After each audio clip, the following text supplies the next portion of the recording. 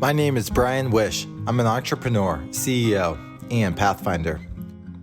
If I've learned anything in life, it's that self-discovery is a critical part of living intentionally, building meaningful relationships, and achieving the future we see for ourselves. In July of 2021, I sold all my possessions, headed west, and began a quest to live a fuller and more meaningful life. The experience helped me truly understand the power of a single moment. And through my conversations with leaders from all walks of life, I've seen how that one phone call, heartbreak, diagnosis, or lost job can transform the entire course of our lives. In this podcast, I sit down with entrepreneurs, influencers, and experts across industries to talk through the events that changed everything. Together, we'll relive the make or break decisions, hard conversations, periods of despair and hope, chance encounters, and everything that followed.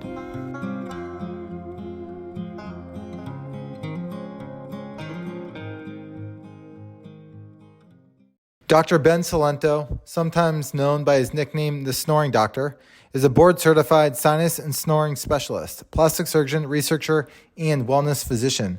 He graduated at the top of his class with distinction in immunological research from the Albert Einstein College of Medicine in New York City. He did his residency at University of Washington in Seattle, where he studied under world-class mentors in rhinology, head and neck surgery, and facial plastic surgery. After completing a residency and fellowship, Dr. Cilento spent nearly a decade training our military men and women and teaching residents in the U.S. Navy's ENT program as a sinus doctor. He was a professor at both the Eastern Virginia Medical School and Uninformed Services University of Health Sciences. During this time, he was in charge of surgical research for Naval Medical Center Portsmouth and focused on outcomes, research, patient satisfaction, and quality of life. Seeking a specialized practice setting, Dr. Ben left a group practice in North Houston to pursue his own practice, Texas Sinus and Snoring, where he focuses on state-of-the-art patient care with personal touch. In this episode of The One Away Show, Dr. Ben looks back at the circumstances, events, and educational experiences that led him to a career in medicine and pieces together how these factors coalesced to change his life for the better.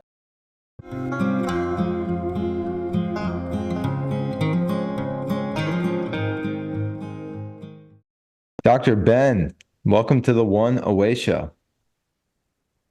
One away. That's right. Thanks for having me. Yeah, absolutely. I've always enjoyed our chats. I'm so glad we're doing this. So, Dr. Ben, what is your one away moment that you want to share with us today?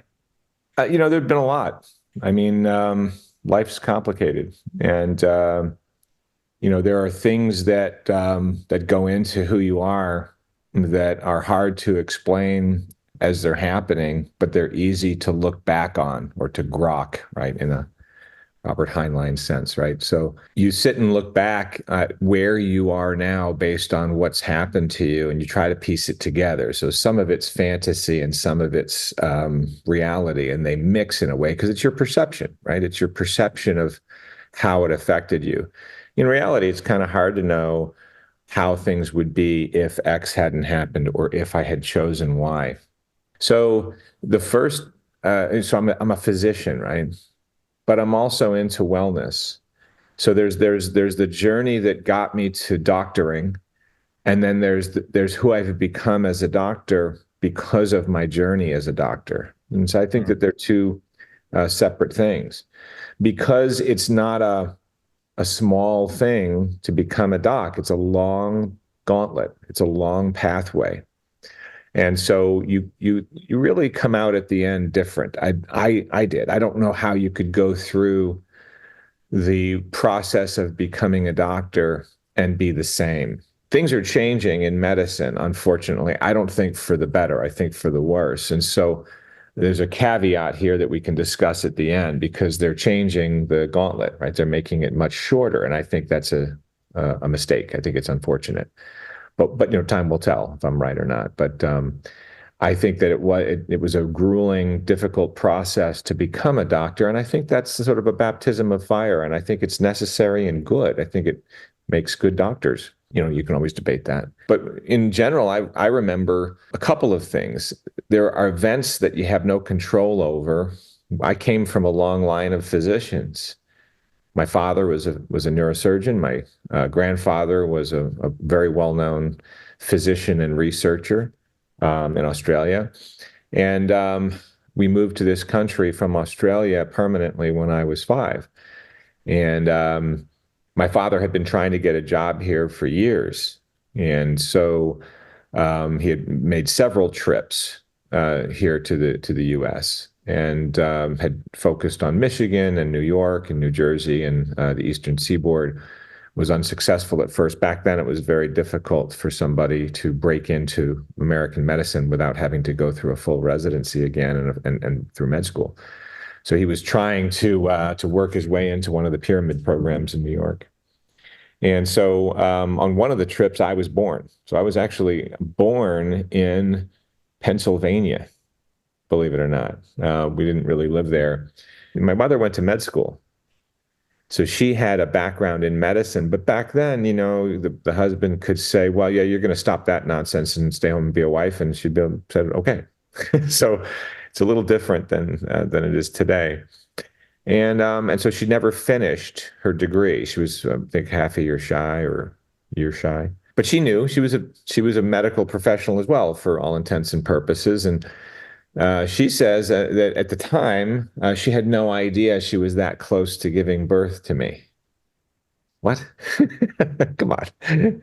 It took a little longer to get here. I think they took a boat one of the times. So yeah, I mean, it was several weeks, but on the last leg was a flight and into the U.S. and they made her sign something. I think it was Pan Am made them sign something saying, I'm less than 6 months pregnant, and then she had me in Pennsylvania. So hard to imagine that I'm not really an anchor baby, because I got immediate American citizenship, obviously. So he didn't get a permanent job that time, I believe, and so they went back home, and I was there until I was about 5, and then I was an American citizen, and so it helped a little bit. And I came back and got a job here. And then the reason I'm going through this silly look at my family is that my dad was from a very prominent family. He was the eldest son, a lot of pressure on him. And he came to this country and left us. So my mom had 5 children from age of 12 and under, and no husband and no family and no degree, because she didn't finish her degree, and it wouldn't have counted here anyway. So, we fell on hard times. And so with that background, my older siblings remembered a very good, cushy life, and were suddenly thrown into very difficult times where we didn't have enough food, we didn't have enough money for rent or mortgage, and it was tough in the 70s. And we were in Miami for a lot of different reasons. But we had help. But I remember kind of spending a lot of time alone because my mom was working 2 jobs.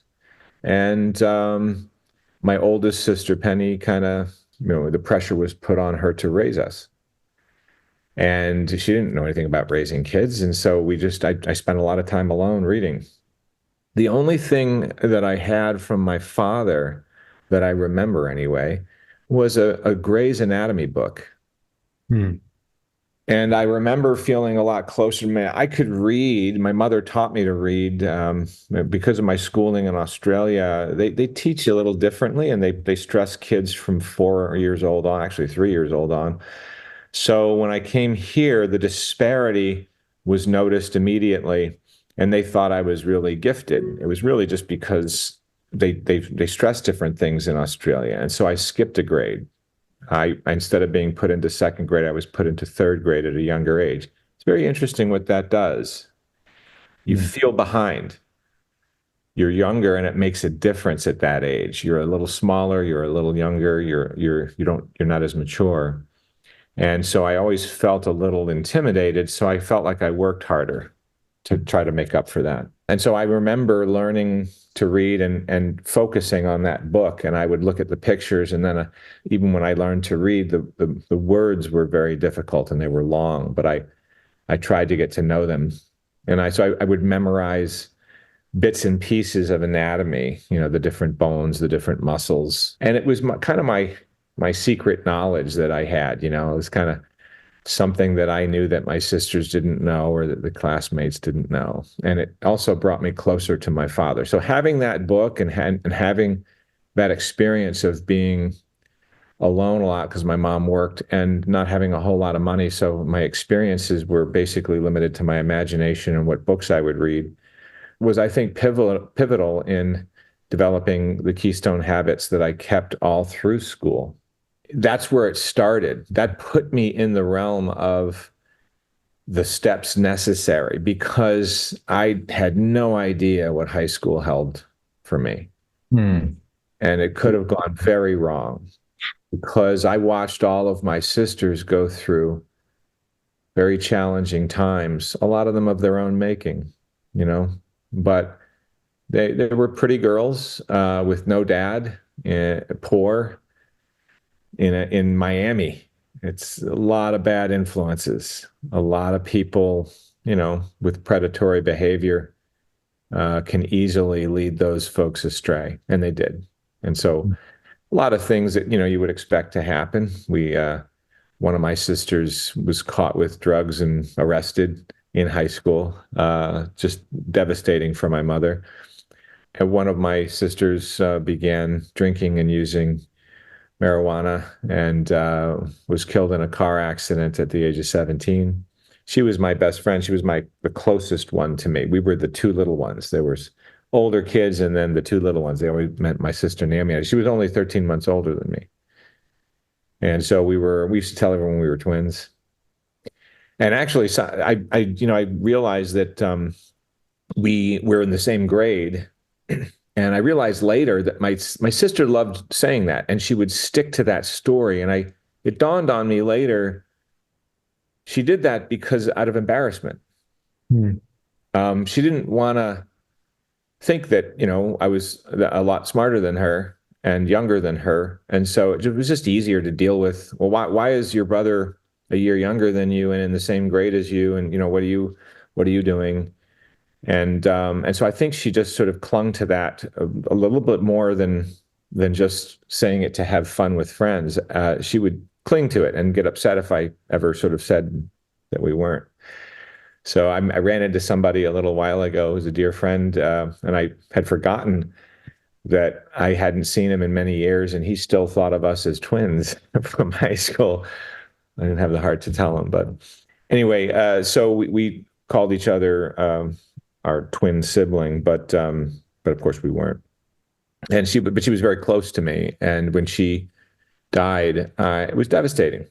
And I also saw that I had some things that I was doing that were taking me down a similar path. There was really not a lot of opportunity in my school, especially if you didn't have a lot of money, if you didn't come from a family that was pushing to. I didn't even know what the SAT was when I was 15 or 16. It didn't register to me. Nobody was talking to me about my future. Nobody was saying, what are you going to do with your life? Hmm. I had always thought maybe I'll be a doctor, but I wasn't thinking about the steps necessary to do it. So the second pivotal thing in my life was the death of my sister. And you try to put it right. I wanted out. I wanted to leave. And so through a lot of different mechanisms, I left home and I went to New York. My father was in New York, but I didn't talk to him about it. I didn't really know him very well. I had maybe had a handful of visits with him over the years from 5 to 18. Hmm. So, and I look back on them fondly, and I hang on to moments and what they did for me, supposedly. But really, that's a very small amount of time in an age where we were not very connected, right? So no text messaging or cell phones or social media. So it really was silence until he'd just pop up. So I didn't even think about reaching out to him going to New York. Instead, because my sister was a very gregarious, amazing girl before she passed on, my sister Naomi, she had connections in the world of theater. She wanted to be an actress, and like a lot of young girls. And this woman, Elsa Erickson, had come into contact with her for various reasons in the theater clubs, the thespians. And for some reason, when I found out that my sister died before anyone else in my family because nobody knew where to reach us. We lived in a semi-condemned building, believe it or not, and through crazy circumstances. And my mother had just gotten a new job, so I didn't even know where she worked. And so they came to school, the police. Actually, my old softball coach and flag football coach from the Police Athletic League in Miami had witnessed the accident at 4 a.m. She was driving drunk and shouldn't even have been out, shouldn't have been drinking. She was only 17, but she was allowed to go in and allowed to drink and become drunk and drove home and went off the road. Strangely enough, right in front of the house that we always looked at and dreamed that maybe one day we would live in that house because it seemed like an idyllic place and far from the nightmare that was our house. Mm. And right in front of that house, ironically, she hit the median strip and the car rolled over. She wasn't wearing a seatbelt, of course, and she was thrown from the car. But my old coach was walking his dog in his robe in the morning and saw the accident. And when he went over, he was able to open her purse and saw that it was my sister. And so he just came to the school when the school started. You remember things like this. They say that memories are laid down much more vividly in the presence of large amounts of norepinephrine. Everyone remembers where they were when Hinckley shot Reagan. Everyone remembers where they were when Kennedy was killed. They remember when they heard the news of the World Trade Center. They remember the 24 hours around it. I remember this as though it was this morning. Mm. But what you do is you build barriers and you deal with it many times over. And then you start to package it properly so that you can put it in the background and function. Mm. And so in broad relief, I saw my next 10 years if I stayed. But if I left, I couldn't see it. And that was more comforting than what I saw, if that makes sense. Totally. I stepped into the unknown. Elsa, for some reason, I was calling people, trying to get people to commiserate with me. I think that's common. I've talked to other people who have had tragedy in their life, and they anchor on the emotion they feel from someone who also knew that person, and you can commiserate and feel somehow it's more real to you, and your emotions are validated by listening to somebody else be upset over it. I know it sounds funny, but I think anybody that's had an experience like that. So I was calling around, and for some reason on my dial phone, I called Elsa Erickson and told her. And we cried on the phone a little bit. Called other family members. Some answered, some didn't. Anyway, I eventually found my mom. I called some friends of ours. We drove around for a while till we found her walking home because we kind of knew where the area of her new job was, but we didn't know exactly where it was. So we were driving around there at 5 p.m. I found out at around 11 a.m., maybe 10 a.m. During English class. They called me out of English class and told me. But I found my mom and told her. But the next day, which was one of the hardest things I'd ever have to do in my life, is to tell my mother that her daughter was killed. Absolutely horrific to watch it hit her like a physical punch, and then to see the shattering. Because my mom, my mom suspected she might be doing the wrong thing or suspected that she might be a failure or a disappointment to her parents, which is why she never sought help. It was so embarrassing that she had brought her children to this country with a man that her family didn't necessarily approve of or like. And he left her. And now one of her children was dead. So she suspected that maybe she wasn't doing as well as she thought. And this was hard reality that maybe supported that idea. And I saw all of that in an instant. Hmm. Um, so it was very hard for me to do that. But I also, within the 24 hours, got a call back from Elsa Erickson saying that somebody mysteriously had paid for my year. If I wanted out my senior year, they had paid for it at this boarding school, day school up in New York. I just had to get there and support myself. And I didn't know anything about that, about what would happen if I went up there. But the moment I had the opportunity, like I said, it became quite clear that that may be fertile ground for any future that I'd like to grow. Hmm. So, whereas I thought that the life I was leading was a little bit more barren rock without a whole lot of hope of growth. And so I just I didn't have proper clothing. I didn't have anything I needed. I couldn't afford the uniforms. I didn't have a place to stay planned out. But I left and I went up and Eastern Airlines used to have $79 flights up the coast from Miami to New York. And it was tough for us to get the money together. Wow. It was a well thought out planned. We got to hit that $79 mark. So Wow. we used to sit and talk about what we were going to do, how we were going to strategize, putting a little bit aside every week to get that money by the end of the year.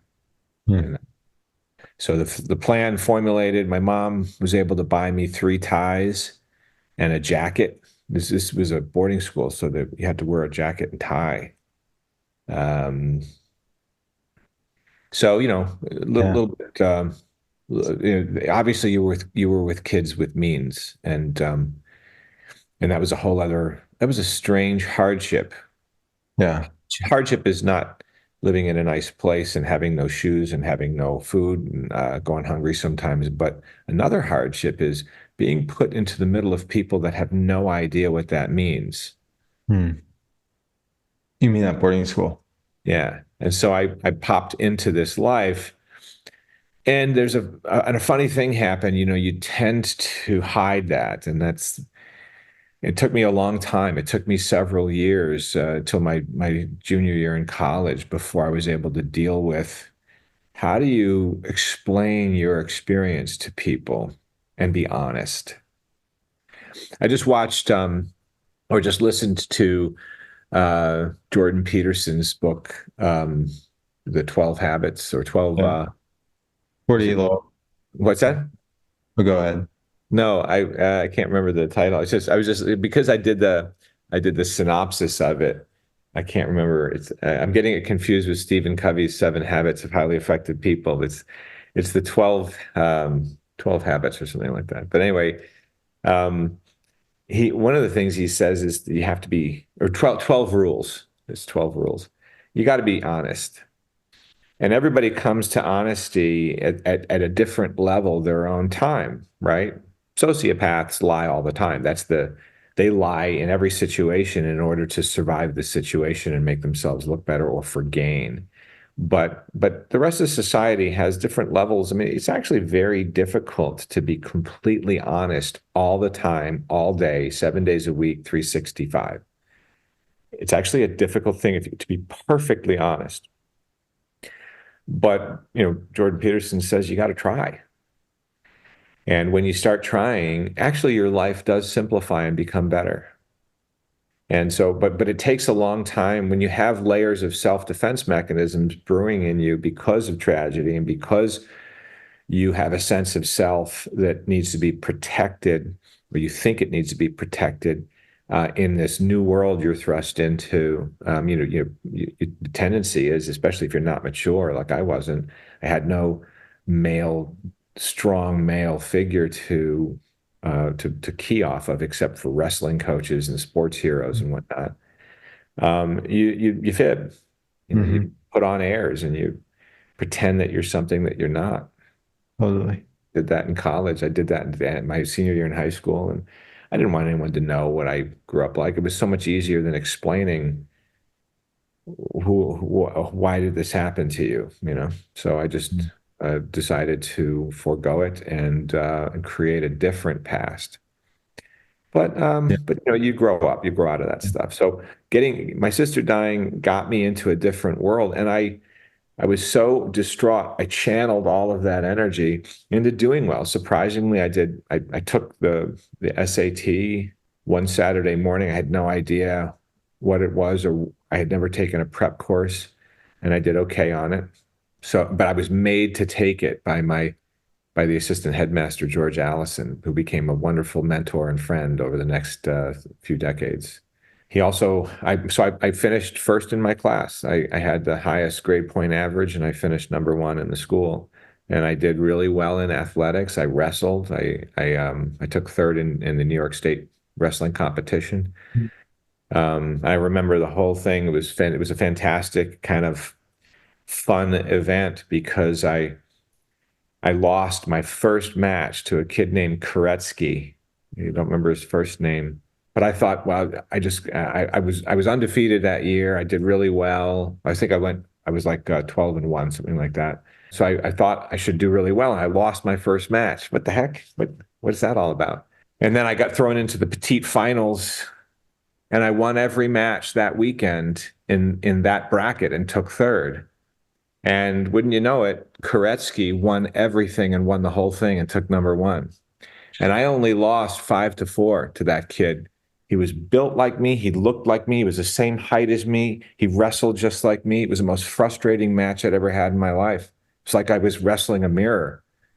And in the end, he got an escape and beat me by 1 point. And I was devastated though. I was like, wow, who's this kid? Never heard of him. He was from a totally different part upstate.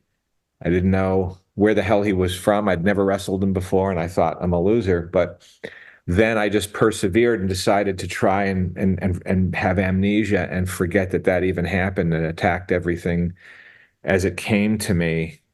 And that event, that wrestling match, wound up being my formula for how to attack college. So the college experience was scary for me because I had nobody and I didn't know what to expect. I applied to college. I was going to go into the military and figure myself out as an enlisted man. And once again, George Allison said, "Hey, don't do that. At least apply. I'm your counselor. I'm a failure if you don't apply somewhere." And he went to Trinity College, so I applied to Trinity College. And I did well on the SAT, and I had a 4.0 grade average, and I was a good wrestler. So I got in and I got a scholarship. If he didn't make me do that, I wouldn't have known that I was good enough to even get by. I had a serious self-esteem problem.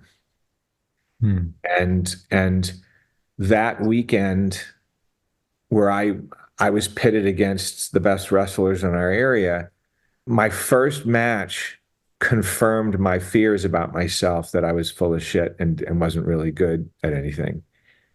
And through discussions with some of my best people that have become my best friends, like Chris Drexler and other folks that were on the team, they said, "Look, I've watched you become a better wrestler than anybody in our area over this past year. I know you can sort of forget about that and just go out there and do the best you can." And I did. And it turned out that it paid off. So another one-way moment is overcoming the greatest fears you have of yourself and trying to move on anyway. I hear sports announcers sometimes say that that guy has the best amnesia. You can sack like Tom Brady. That's what they used to say that about quite often. I forget which as ESPN talking head it was. It might have been Stephen Smith, but he said that he has amnesia.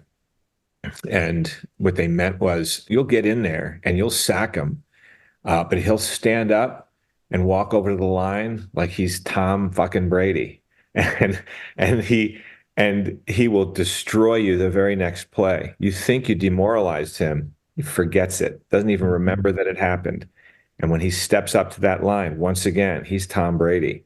And that's why every play you have to bring your A game, because you, for one moment, let it down and he's got you. And so that type of thing where, yeah, you had a hard knock. Like, so when I arrived at college, I stepped into something that I had never heard of, which is the ritual of being dropped off at college. It was terrifying to me, and I had no idea it was coming. I packed a small suitcase, which was given to me because I didn't have the money for a suitcase, and I took the train from New York to Connecticut, and I took a taxi to college. And everyone that goes to college in America in the past 100 years knows that that's not what happens. Your family comes out, the whole family, and they drive you in with trunks and sheets and cool little things that they've gotten for you to make your stay more like home, more comfortable, and more able to prepare you for what's coming. And I had none of that. I didn't even know we had to bring our own sheets. It didn't even dawn on me. Didn't have a car. I wasn't given a car for going to college. All my roommates had one.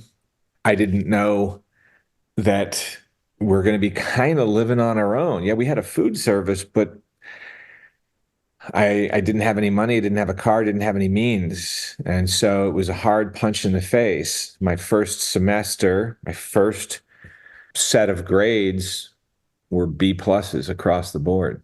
Hmm.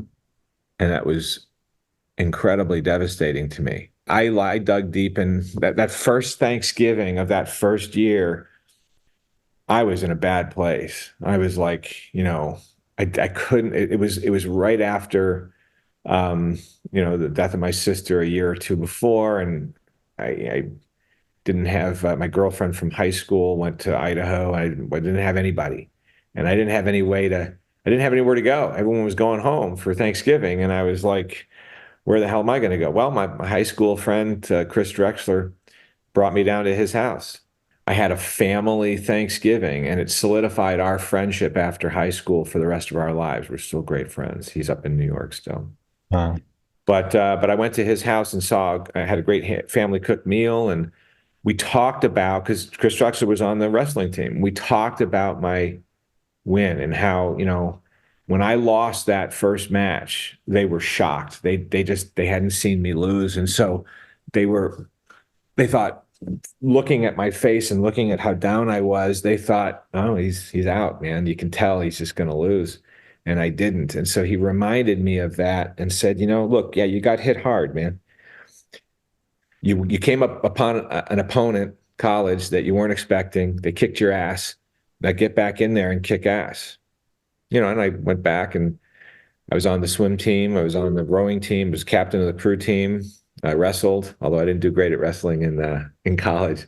College wrestling is a whole different ballgame, and I didn't do very well. But I became a really good rower and a good swimmer. Won some awards in 1988. I won the ECAC, Eastern College Athletic Conference Scholar Athlete Award. I was awarded because I had a 4.0 grade point average and I lettered in two sports. And so it was a nice thing for me. I was very flattered. I was a good athlete. I wasn't a great one. I was a good athlete. I tried really hard. I think I was a good leader. I used that habit, that keystone habit of mine of attacking everything as though my life depended on it, to overcome what could have been bad. There were moments, I could have just, oh, I guess I'm not a good student. Screw that. I could have fooled around, and plenty of things to do, alcohol and drugs and friends and parties. I was a member of a fraternity. I could have lost myself in that, but I refused to. And so those things that you learn, you don't know how you learn them until much later when you look back on it. Where did that come from? And so that wrestling match that weekend was a kind of a pivotal point.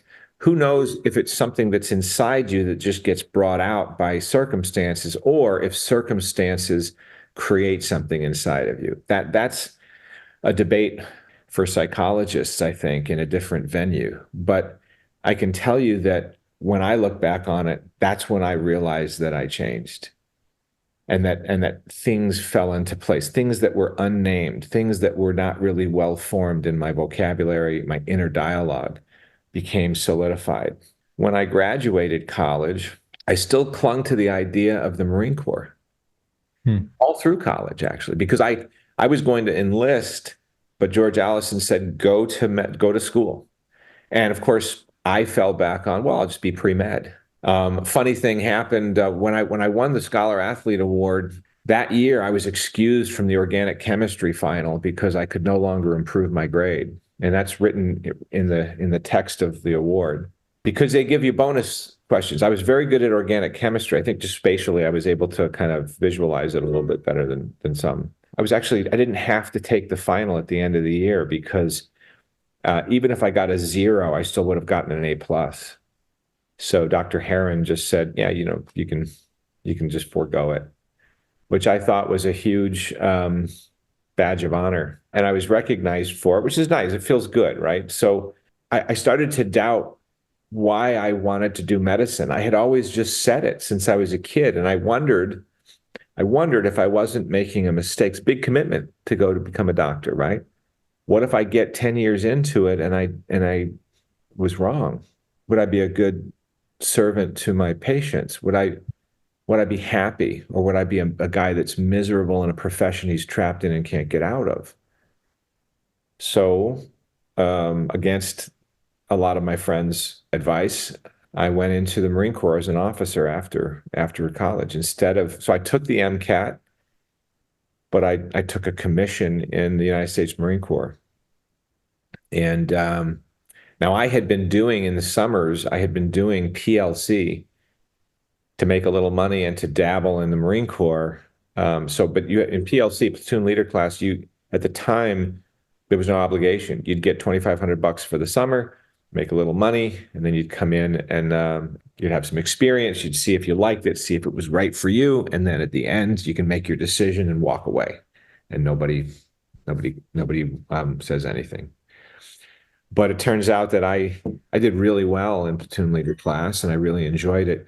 And I thought, let me take a break here and see if something else catches my fancy, right? I mean, because I don't want to commit myself to a 10-year pipeline in medicine if it's not really what I want. I don't want to base my life's career on the fancies of a 5-year-old where I made the decision that I loved medicine and human anatomy. So I went to I went into the Marine Corps, went to the basic school in 1989, and you know, and the rest is history, as they say. I loved the Marine Corps. I thought it was fantastic. I met a lot of incredible people. I went at an interesting time. I was a signals intelligence officer, a 2602, and I was down at Camp Lejeune at a very interesting time in this country's history. We had a lot of little things that happened during my time in the Marine Corps, which I was involved in. We had the first Gulf War. We had the raid on Panama. Aristide had just been outed in Haiti. A lot of things going on that 2602's signals intelligence officers, code breakers, things like that, were involved in. And so I found myself on a med float in the Middle East in Israel and up in the Black Sea, and did some really interesting things. One of the things that I did realize was that when I was in Norway, I was in Norway doing Battle Griffin, which is a demo. It's basically I think it's every 2 years or every 3 years they did Battle Griffin. It was an exercise between NATO countries, and we would look at what would our response be if Russia came around the northern flank. And we have a lot of contingencies, a lot of stored equipment in caves in Norway and across Northern Europe that come into play. But at the time in 93, I don't know if you remember, but we were having some problems in Yugoslavia and Kosovo and whatnot in Serbia. And so we actually use Battle Griffin as an exercise, as a demonstration, basically, and a preparedness drill for an attack in that area using Spleet as a jump off point. And so it's kind of an interesting time. But I decided at that time during that exercise that although I loved the Marine Corps, I wanted to pick up as a doc. And so prior to leaving, I had contacted friends in the Navy and started to build the idea of an inter-service transfer. But in order to do that, I had to get accepted to medicine. So I took some leave and nobody knew. And I took some jump flights and wound up interviewing at 3 universities that would entertain at that point, my old MCAT scores. Wow. CAT scores are good for 3 years, or they were at the time, 3 years. And I was almost 5 years out. And they had changed the format of the exam. So they didn't even score it the same way. And Albert Einstein, Columbia, and Georgetown were the only 3 that gave me interviews. And so, because, when I went, I talked to Andrew France, who is the dean of admissions at Columbia, and we had a really long discussion about a lot of things. He's a bit of a Renaissance man, and he really loves Dante, and he's just sort of an interesting dude. But I talked to him, and the first question he asked me was, why should we take you when we have 11,000 applications that have good scores? If I have 11,000 people who actually have the right scores with the right framework in the right time frame, why would I consider a person who doesn't even have those basics? And that's how we started the interview. And by the end of it, he said, I wanted to hear what you had to say, and I was ready to reject you in my head, but now I'm going to think about it. That's how we left it. He was at Columbia University. I got accepted to Georgetown. I got accepted to Albert Einstein after looking at a lot of different things, including my family.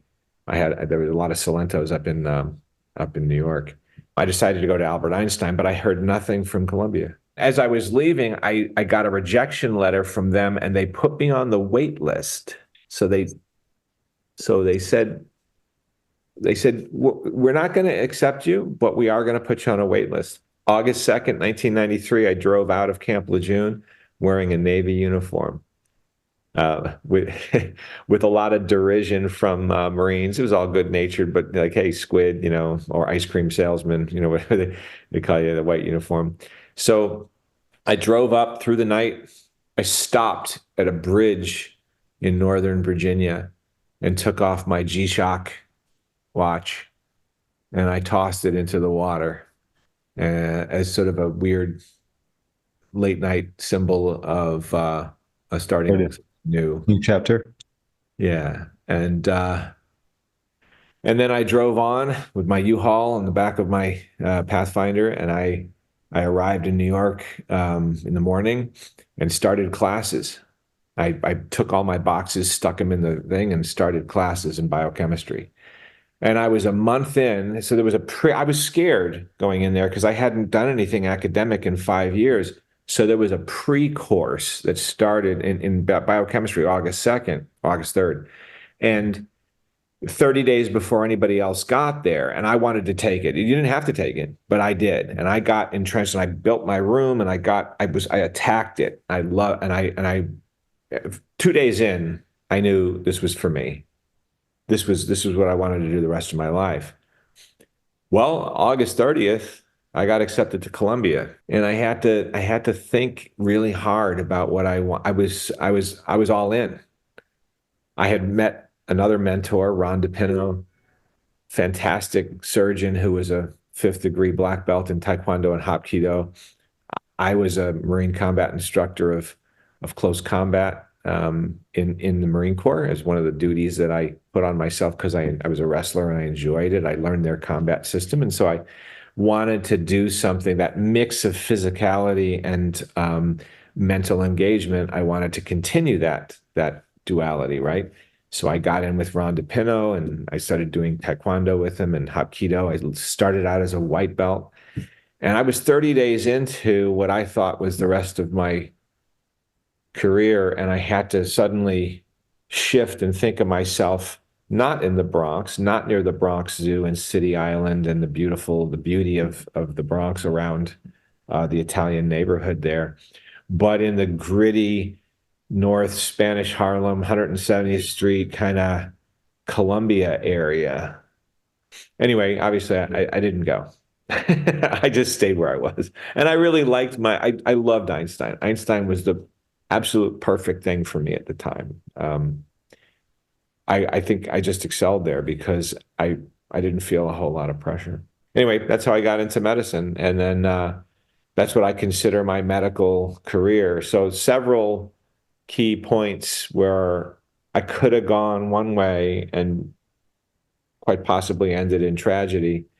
But I went on. And let's be honest, like I didn't, we started this conversation. I told you, what am I reading? And you asked me, what is it that you're reading? I told you my aunt wrote a book, and it's My Nine Lives.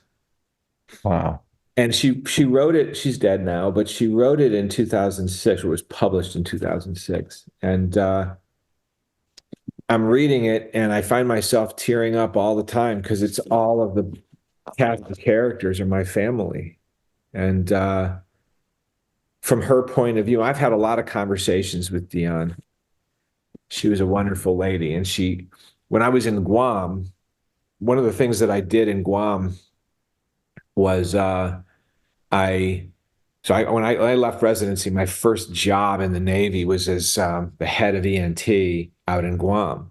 I ran the department, and I was the only one in the department. Hmm. Sounds really good when you say I ran the ENT department out in Guam, but it's just me. And it was only a small island, 9 miles wide, 30 miles long.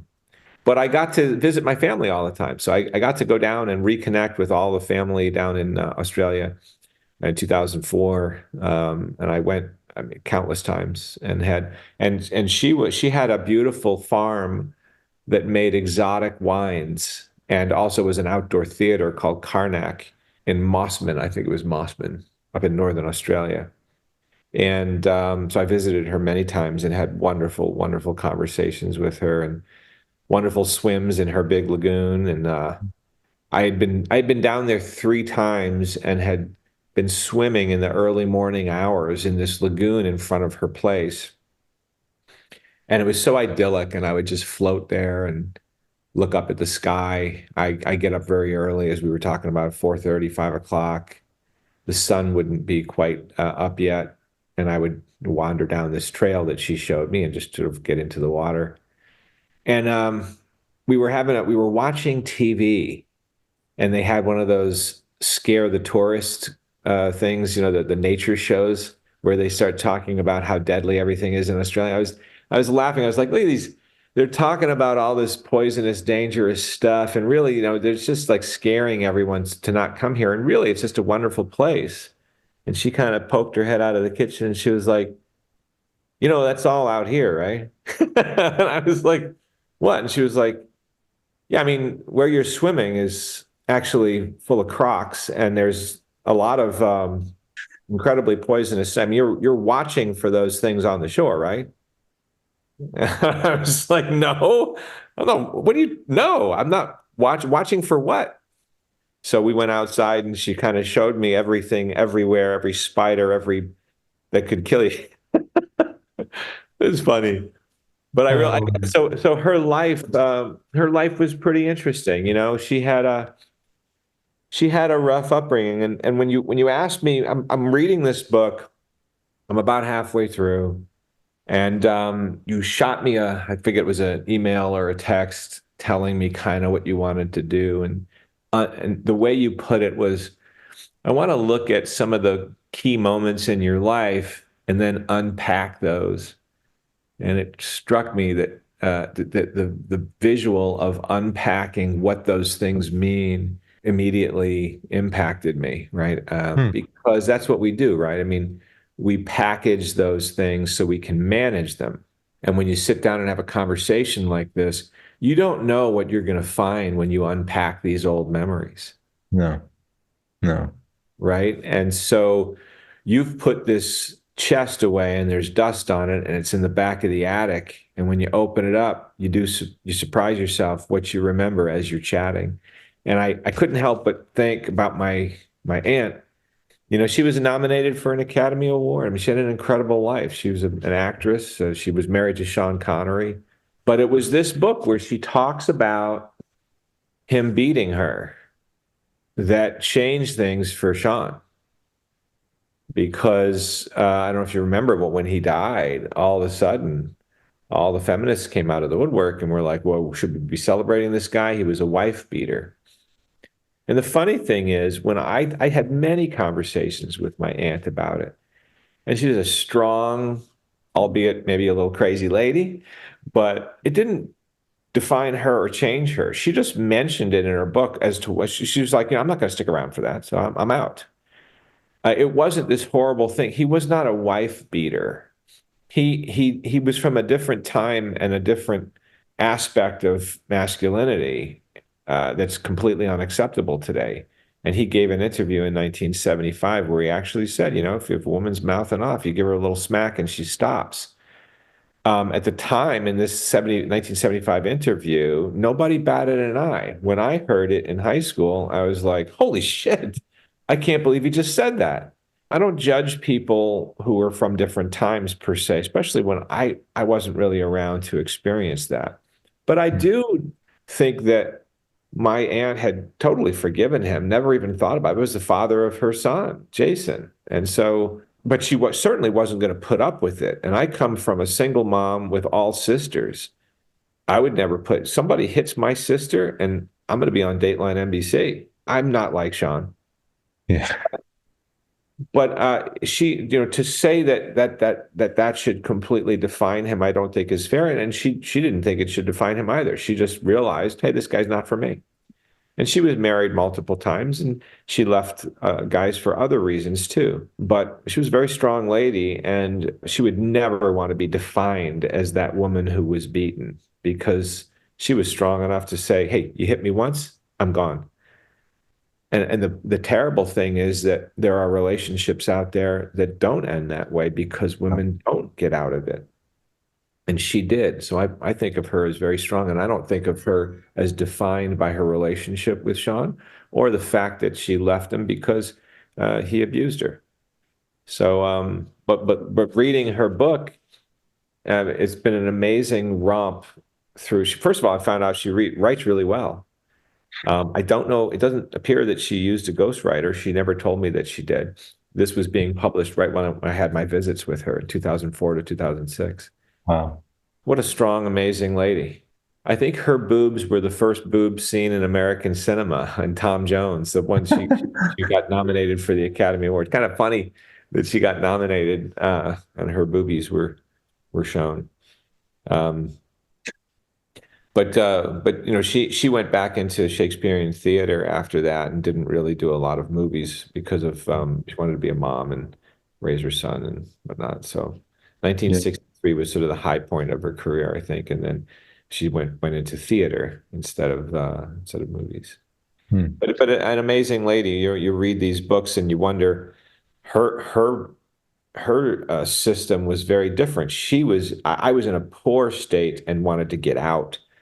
She was in the sort of lap of luxury and wealth in the Cilento household, two physicians that were famous. Her father was knighted by the Queen and had cured malaria and was a famous guy. And she just was a troublemaker.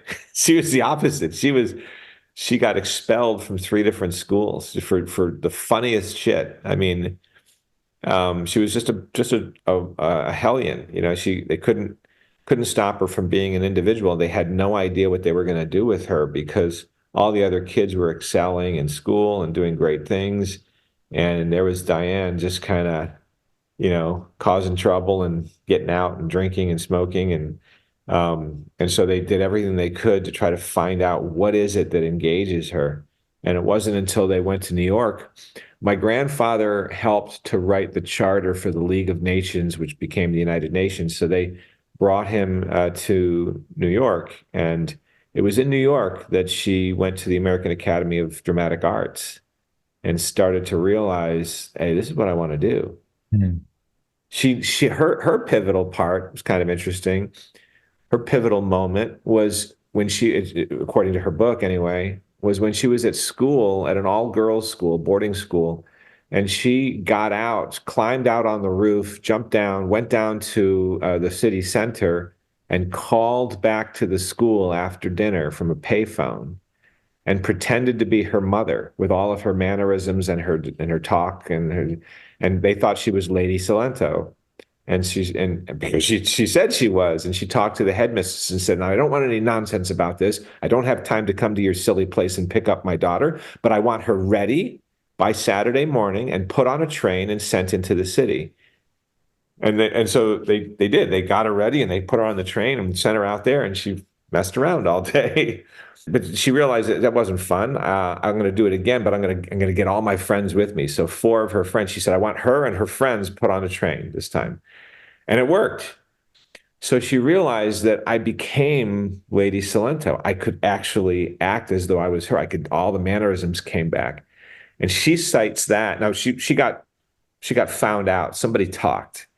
And so they expelled her. I mean, she was like the first person to be expelled in like the 40-year history of the school. So uh, pretty notorious. But she cites that as the moment she realized when she hit New York and found the AADA, she realized this is what I want to do. I can be people. And she memorized some of the soliloquies from famous Shakespearean plays.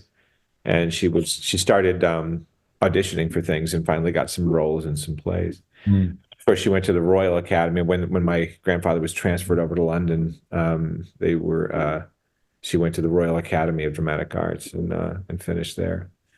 It's interesting when you start to unpack things and then you start to notice when someone else is unpacking it, and you can actually pinpoint points in their lives when Totally. things changed forever and Hmm. how they could have gone off. Yeah. Dr. Ben, I've never done an episode like this.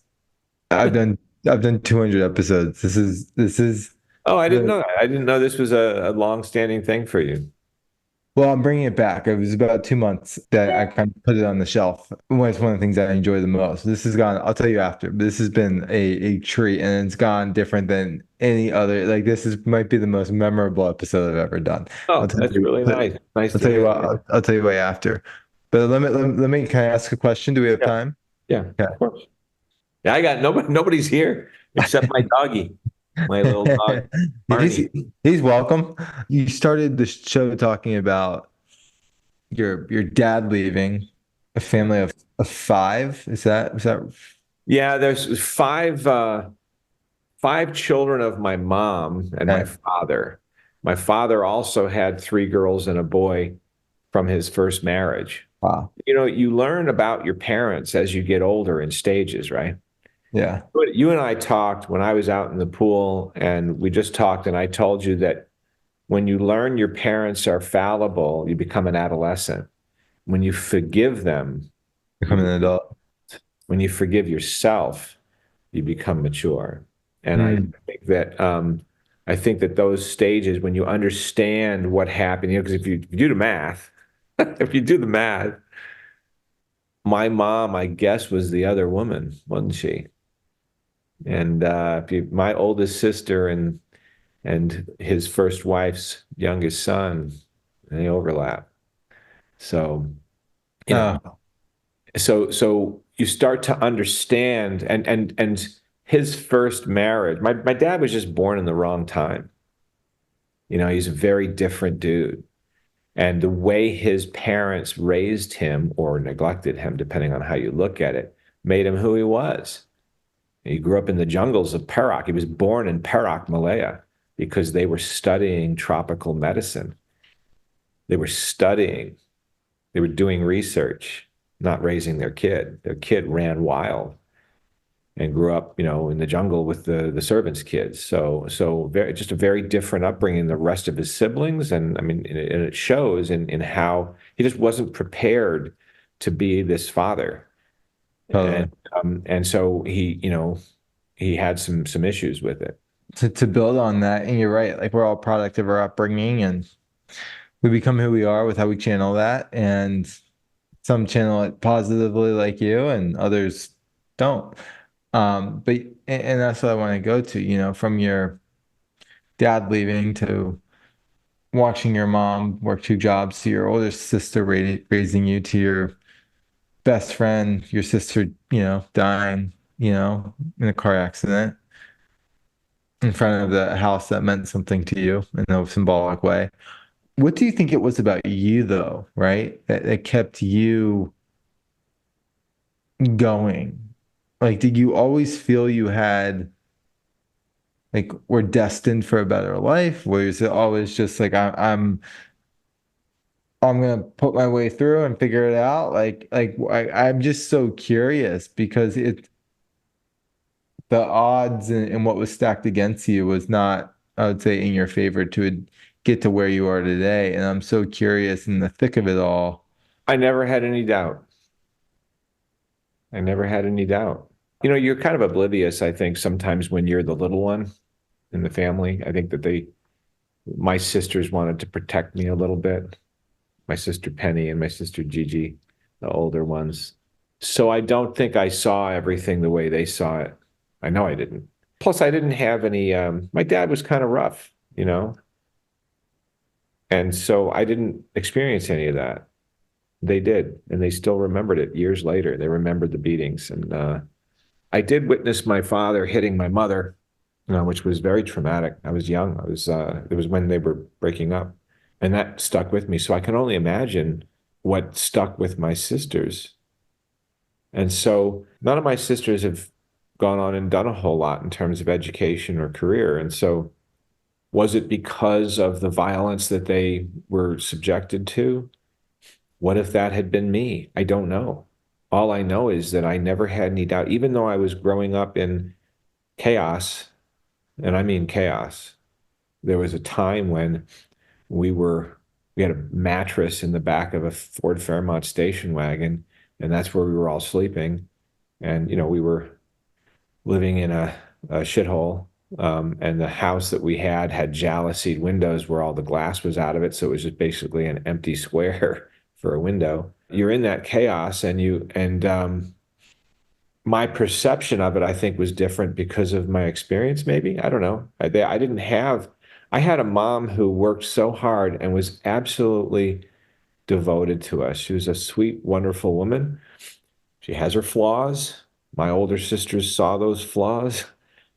It took a long time to get over it. I didn't see them. I just saw a woman who was working so hard that I wanted to help her any way I could, even if it's just doing the chores I was assigned or Mm. doing well in school. Yeah. Everyone's got a trick that they can do, right? My sister Naomi was a gymnast. Um, Gigi and Penny, who knows what they could do. Penny was the organizer. Everyone used to call her Little Hitler. She was because my mom relied on her to be in charge. We didn't always like the way she did it. My mom didn't even know the way she did it, but she was pretty rough on us too. But she did it for my mom. Gigi also was very helpful. But my trick was that I did well in school, and I'd get rewarded for that by praise. Oh wow, look, he got an A, or oh wow, he knows this stuff. I'd come away and I'd be able to, and I could draw. I was an artist, and so I won the state fair when I was I think I was probably 8. I did a lot of pastel and charcoal, and I did a copy of El Greco's Christ Carrying the Cross in black charcoal on newsprint. And I submitted it to the state fair with my mom's help, and I won. Mm. So, you get rewarded by your family. You become known in your family as something, right? Well, Ben's smart. And if someone says that to you, this is where it's fake to a certain extent, right? It's the rumor, it's the perception. Ben's smart. And if that says it gets said over and over again, I start to want to personify that. So I'm embarrassed when I don't get a good grade and I try harder. I think that's where it starts. Well, if you take that and flip it over, what if someone's telling you you're a loser all the time? What if someone's telling you that you're dumb, Hmm. that you're worthless, or that you're whatever expletive you want to put in there? And so if you look at the experience where my father was with them, I don't know all that happened. Only they do. But it wasn't positive. And so what would have happened if I was in that position? I don't know. And I'm Hmm. glad I don't know. But yeah, it's a dark secret inside yourself where you're like, wow, but for the grace of God, there go I, right? That's right. I think it's so powerful that you just kind of knew, like you didn't have a doubt, like you just kept trucking forward, and on that, you know, you saw the gifts in others and in yourself, and those became reinforcing in a way, like you're talking about, and with grades and education, which is another thing I want to hit on because we've had a number of talks about books and opening up your worldview and Yeah. books being a window into who you are, but also into the world to show you things that aren't always accessible. But you said something when we first started talking about you found like a lot of solace in books, or books were your escape. Yeah. Refuge. Wow. I found a lot of Yeah, refuge. refuge. What was it about books that you gravitated towards that? Why did books become your refuge during such hard times? Well, when I first started reading books, it was cast-offs from my sisters. So I read a lot of Judy Blume books. Hmm. Then again, maybe I won't. Just a lot of these little books that were for young adolescent girls, and I read them at 5, 6, 7 years old. So I didn't understand them, but I wanted to be like my sisters. And so at first it was kind of to mimic. I'd see them sitting and enjoying them. But then I realized that when I'm reading the words, I'm seeing the pictures in my head, and it was nice. And we didn't remember, I didn't have iPads. And I didn't have, so we had a Hitachi 13-inch black and white television, and the knob was the source of warfare. There were 3 channels, and there were different programs, and 5 children. Yeah, there's a lot of you gotta be strong to put it on your channel and keep it there, right? And somebody else would want to change to channel 4. It was 4, 7, and 10. ABC, NBC, and CBS. So CBS was 4, NBC was 7, and ABC was 10. And so, different things that you want to watch at certain times, you can only watch it serially, not in parallel. You got one TV and it's this big. And so eventually, like all conflicts around the world, there's escalation, there's new technology. And the new technology was my sister Abby stole the button, she stole the channel changer, pulled it off the thing. And so, you have to escalate, you have to innovate. So my sister Gigi got a pair of pliers so she could turn the knob, but she didn't know where it was. And so you got to know by the angle of it where the channel was. And then my sister Abby would steal the pliers or come up with a different set of pliers. And so, it just went on from there. Watching us go through this whole sort of bizarre episode for like Lord of the Flies, a pecking order that was developing inside our family was kind of how I grew up, how I learned to perceive things and learned to perceive successes and hierarchies in our family. So when the fights would be going on, I would crawl off into the corner. I'm the little one, and I would take my book and I would read. I'd watch my sisters read, and they seemed to be in the world of their own and like it, and they'd talk about these books. And then as I got older, I started departing from what I wanted to read. I'd read all of their stuff, which were sort of trashy Danielle Steele novels. Um, and then I got into James Clavell, and I read all of his books, including King Rat, which I thought was an incredible triumph over adversity in the most profoundly adverse situations a human could ever endure, right? King Rat. But I mean, looking at Shogun. and Noble House and conquering new horizons. So I began to look, instead of situational, adolescent girl situational dramas to teach how to behave in that situation, I started looking at heroes because I didn't have a father.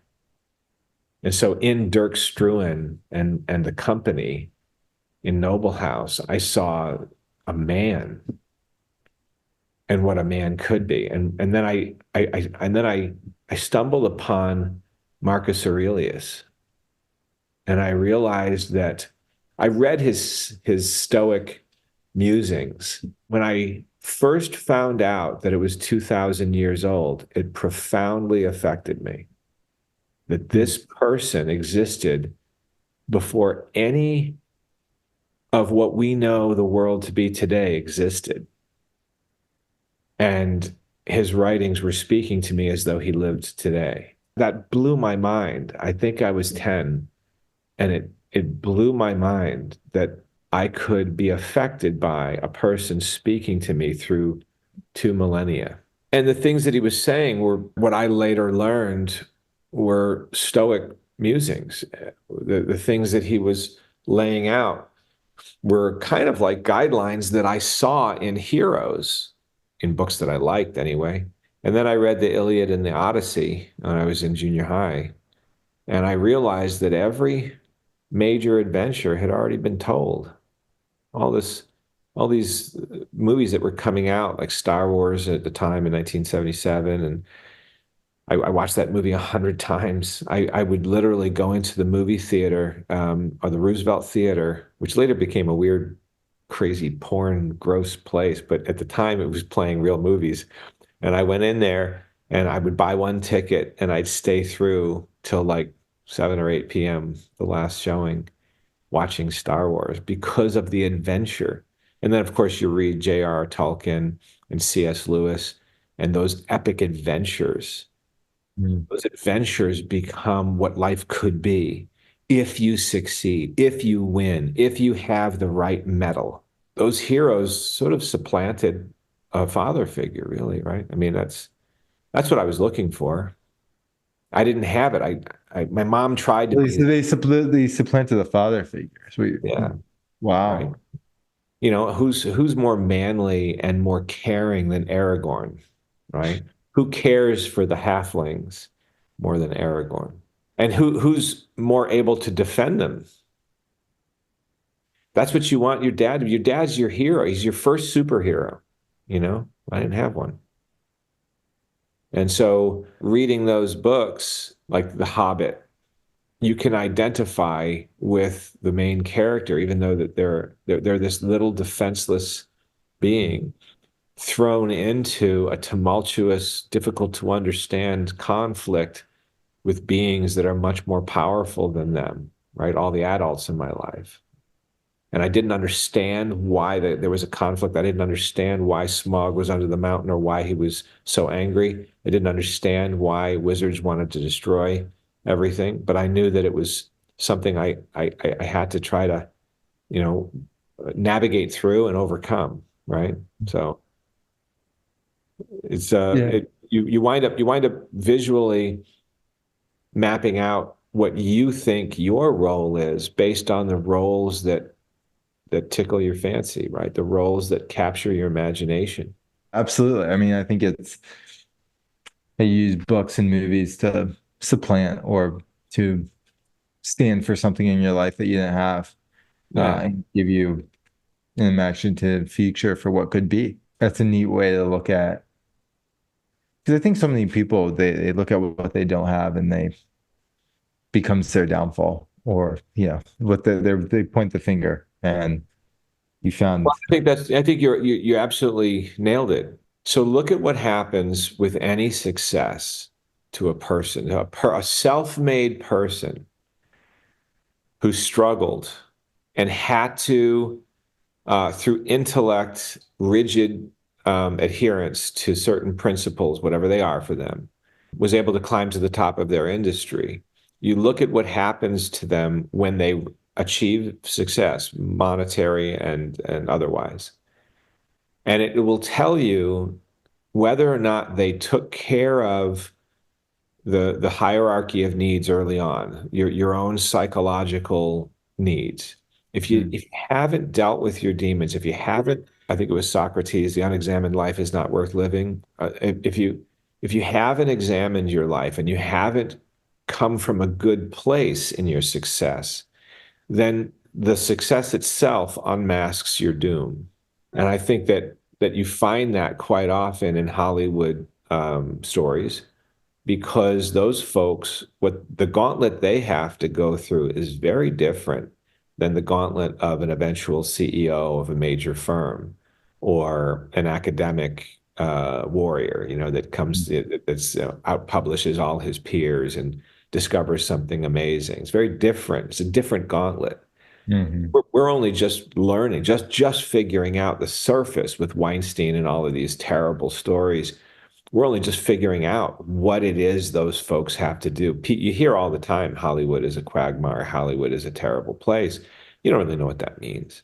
But you can see the massive destruction that it causes in the lives of these people. And it is a common theme. Look at the young, beautiful kid that Justin Bieber was, and then the weirdo, Sure. strange, thuggish confused guy that he suddenly became. I don't know him and I don't know what's going on with him, but I can tell you that when he first came onto the scene, he looked like sort of a wholesome everyday kid. And then all of a sudden he was talking in such a strange way, sort of a guttural, bizarre way of speaking and behaving and, acting out. And look at all the other folks that wind up dying through the 60s and 70s and 80s in their early 20s from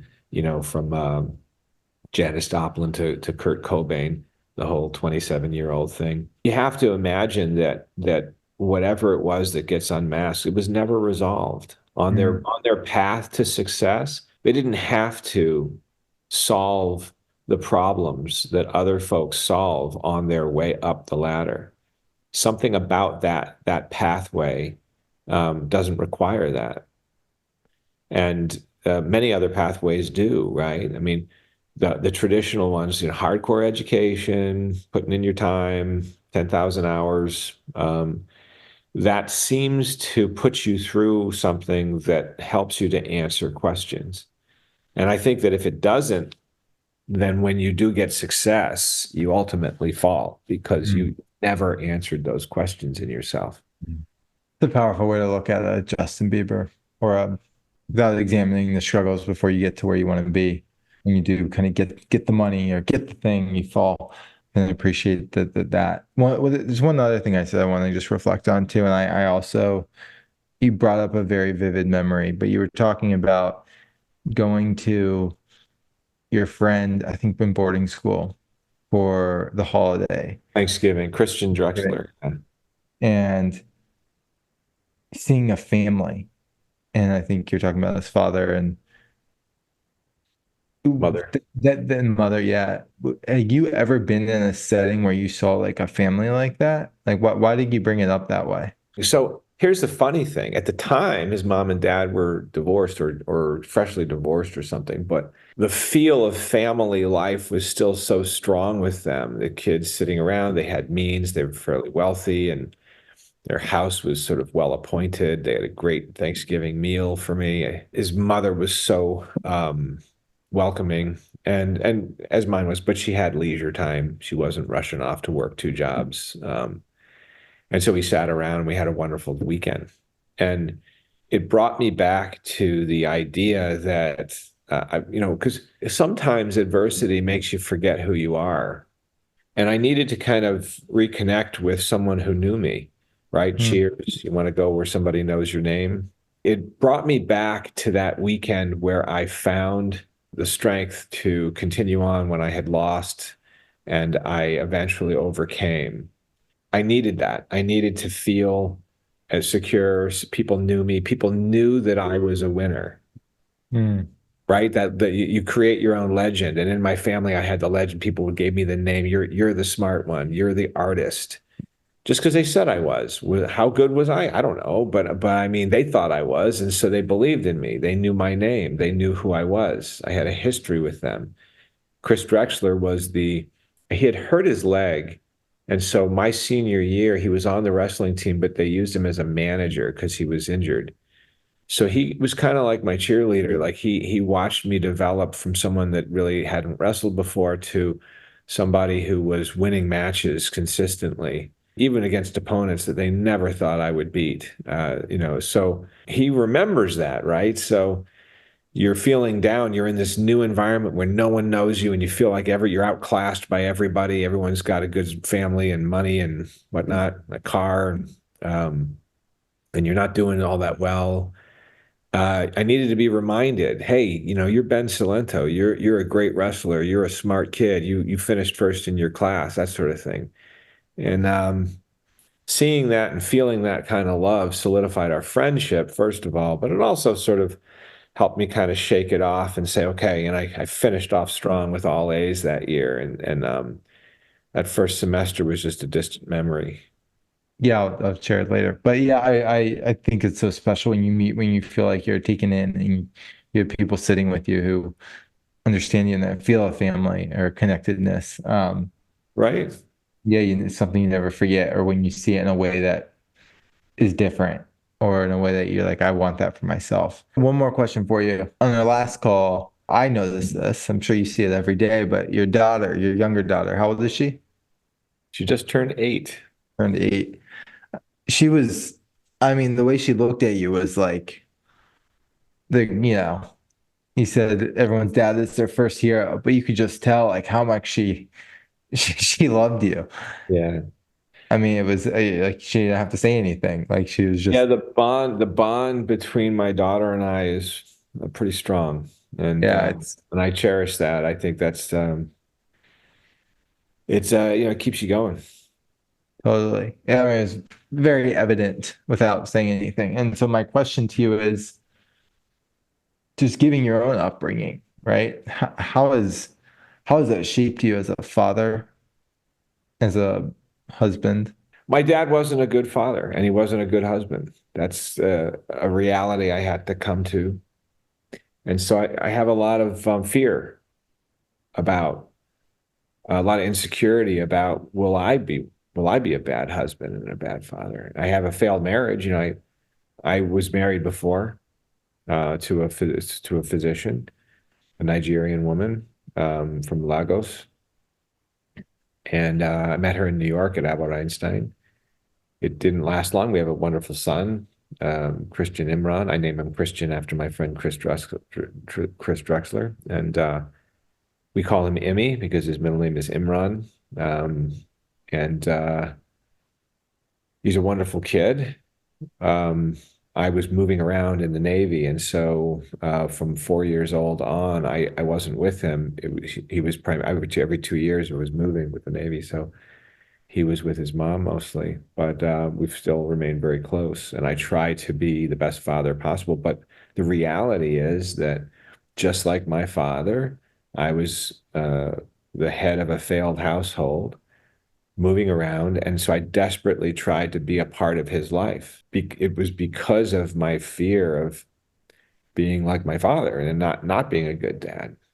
But I'm pretty confident that the things that were true about my dad, like I've never been violent with my family and I've never had problems like that. So, Emmy and I are very close, and I think as an adult, he's 21 now. As an adult, I think that we love each other and understand each other more than I ever did with my father. We have long conversations, whereas I don't remember too many conversations with my dad, even when we were together.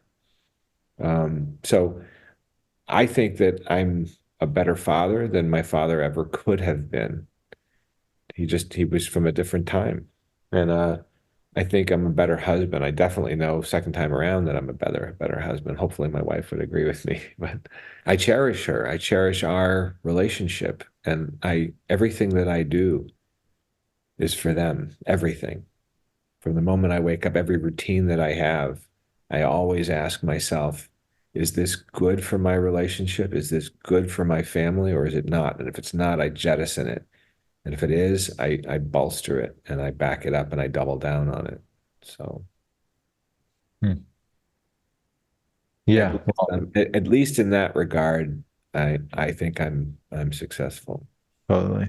Yeah, well, I'm sure you are. I'm sure you'd say the same. I'm sure your daughter will say the same because you care and it's intentional and it's you're doing things differently than you saw them. So, Yeah. um, Dr. Ben, this has been probably one of the better Saturday mornings I've had in a long time. Thanks for spending it with me. Oh, Uh, hey, likewise. It's you're a cool dude. this was a treat.